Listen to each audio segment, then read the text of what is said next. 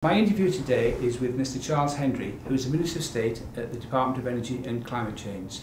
Minister, the UK energy sector touches every part of UK industry and supports all of the UK's economic activity. What are your thoughts on the UK energy industry and what areas need to be developed to help meet growing energy demand while meeting government targets for carbon emissions? Well, we should certainly be seeing the energy sector as a huge growth sector in its own right. We need to get around £200 billion of new investment into our energy infrastructure over the next 15 years, so this is going to be an incredible area of growth, of high quality jobs as well. Now, in addition to that, of course, we have to completely transform the way we generate electricity over the course of these coming years. We need to move in a low carbon direction. We need to replace the plant which is out of stock and coming out of commission, and so there is an urgent need from the point of view of our national energy security to start putting in place the measures which will drive that investment. What do you see as the role of government in promoting investment in new power generation? How effective will the government's proposed electricity market reforms be in stimulating private investment? The market reform process is probably the most important work we'll be doing as a department this Parliament. It really is recreating a new energy market. It's a new electricity market. It's the most fundamental change for a generation. And the reason for that is that the old mechanism simply wasn't pricing in carbon in the way that was necessary. So the market could choose between affordability and security of supply, but it couldn't price in a third element as well. So a clearer steer from government is necessary.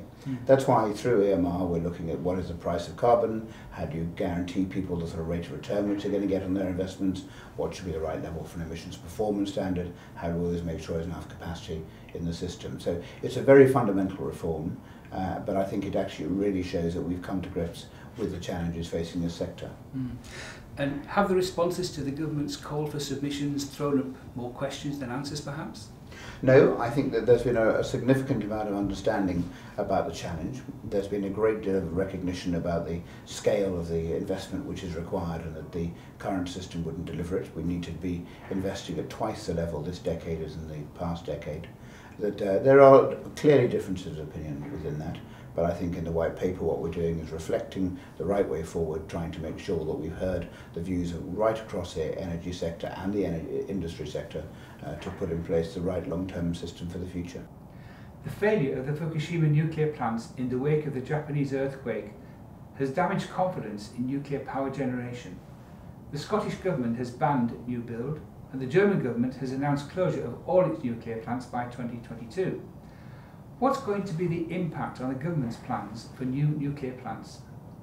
We have taken a very cautious approach. We asked our Chief Nuclear Inspector, Dr. Mike Wakeman, who has a global reputation for his expertise, to carry out a review with an interim report and a final report due in September to look at the lesson which we need to learn from Fukushima. What we've concluded from his interim report is that there are not major changes which are required to the programme which we're taking forward. We do believe that nuclear can be an important part of the mix going forward, as the Prime Minister and the Secretary of State have both said that should be an important part of a low carbon economy in the United Kingdom.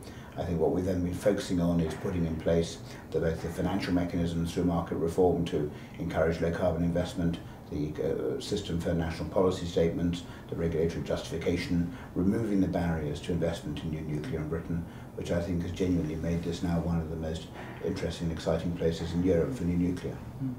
The announcement in the budget by the Chancellor of new taxation on oil and gas caused a storm of protest because of the perceived risk impact on investment decisions, with the consequent effect, of course, on the supply chain and on jobs. What more can the government do to restore the operators' confidence that the UK continental shelf is a good place to do business? We recognise that nobody likes tax increases. We totally understand that. What we've sought to do is to address many of the other issues with the industry, which we're continuing to talk about, the infrastructure issues, the decommissioning issues, and to put in place a very long-term, robust approach here. But at the same time, the Treasury has carried out since the budget an exhaustive process of listening to industry to understand where new field allowances may be necessary. The changes which they've announced recently on the RFES show that they've been listening to those areas, and we do believe that the approach which is in place there should encourage a significant amount of investment to come forward and for the resources which are there to be developed. There's considerable emphasis by the government on green energy. Is there a recognition of the important part that the oil and gas industry and the supply chain plays in the British economy? Very much so. I think what we do see, of course, in the longer term, is that we need to move fundamentally towards a low-carbon economy. But for many years ahead, that oil and gas are going to be an important part of that mix. There's no way of doing anything otherwise.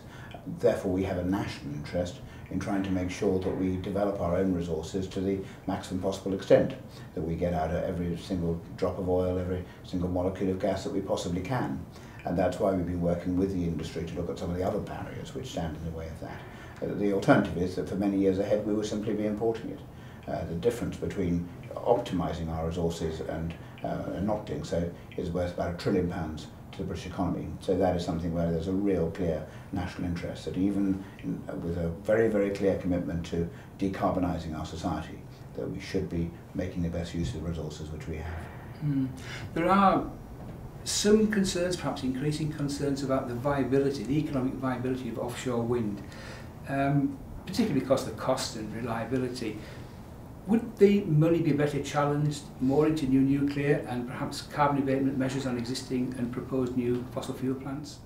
Well, we're in a very fortunate position in Britain that we don't have to be reliant on one technology, and therefore we shouldn't be. So we have some of the best wind resource in Europe, we have some of the highest tidal reaches in the world, we've got very good sites for new nuclear development, we've got the very good locations for the sequestration of through carbon capture and storage, and so that we ought to be having a balanced portfolio, and that's a core part of what we're trying to do in government. Our challenge to the wind industry is to say, look, let's work together to bring down the costs. They tell us that they can get the cost down to £100 per megawatt hour over the course of this decade. Well, that makes a tremendous difference to how quickly and how far we can see this industry developing. We think there is tremendous potential there. We need to see the costs coming down, but we're working with industry to make that happen. Recent unrest in the Middle East, increased assertiveness from Russia, the Fukushima nuclear reactor incidents, lower investment in the ERC, increasing demand from China and India, all add up to a more uncertain energy world than we had even 6 months ago. How much has this affected government thinking? I think the one thing which I've learned in a bit every year in this job is the only thing which is certain is that there is no certainty, and that you see these things evolving the whole time. You can't predict them, where they're going to come from. That we have to have a policy which is flexible, which can respond to those types of immense external pressures. What it does mean, first of all, is we need to have that balanced portfolio, so we're not overly reliant on one technology. It means that we do need to, for the sake of consumers and for our society as a whole, try to decarbonise faster, and that's why we have a significant programme to try and make that happen, because we don't know where the price of oil and gas is going to be in 6 months' time, but we know what the price of the tides and what the price of the wind will be, so that there's a real benefit to consumers in that respect.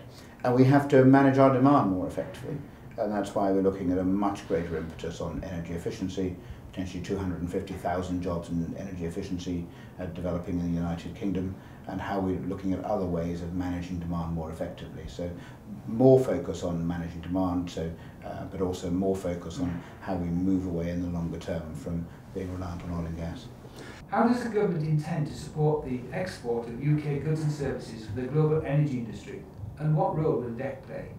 Well, this comes at a steer which comes from the Prime Minister himself, and that on the trade missions which he's been leading, he's had very strong representatives from the British energy industries, a great deal of opportunity which we see there. And we want both to enable those companies to take advantage of the jobs which are developing here in the United Kingdom, but similarly to be taking advantage of some of those which are happening elsewhere. That means investment in skills, and the work which John Hayes as the Skills Minister is putting in place is going to be important in that respect. It means making sure that at every opportunity we are, as ministers, championing the interests of British companies, ringing up the chairman of companies to say, we want British companies on the supply chain, are you talking to them? And to try and make sure that the interests of the British workforce and their skills can be fully brought into account. What do you see as the role for a trade association such as the EIC in developing worldwide opportunities for UK businesses?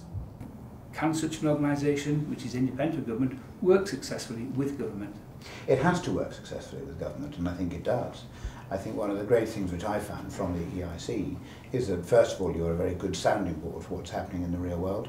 and to make sure that we in government understand exactly the pressures which people are facing. I'm also Minister for Deregulation within the department, knowing where there are barriers to investment, what more we can be doing to deal with those.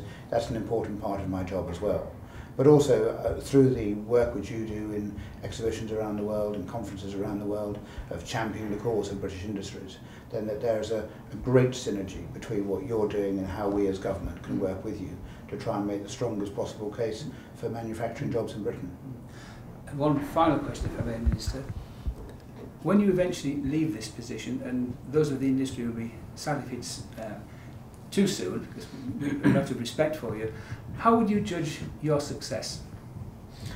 One thing I want to do in the course of these few years is to resolve the issue of energy security. If we've got enough new investment coming through, then energy security can be taken off the agenda. It can't ever be taken completely off it, but once we've seen that magnitude of investment being committed and the work starting to take place, then we can focus more readily on some of the other challenges. But energy security is the thing which drives me the whole time. I want this country to be secure in a way that it should be. It isn't sufficiently secure at the moment, and that is my mission. Minister, that's a good note to end on. Thank you very much indeed. Thank you.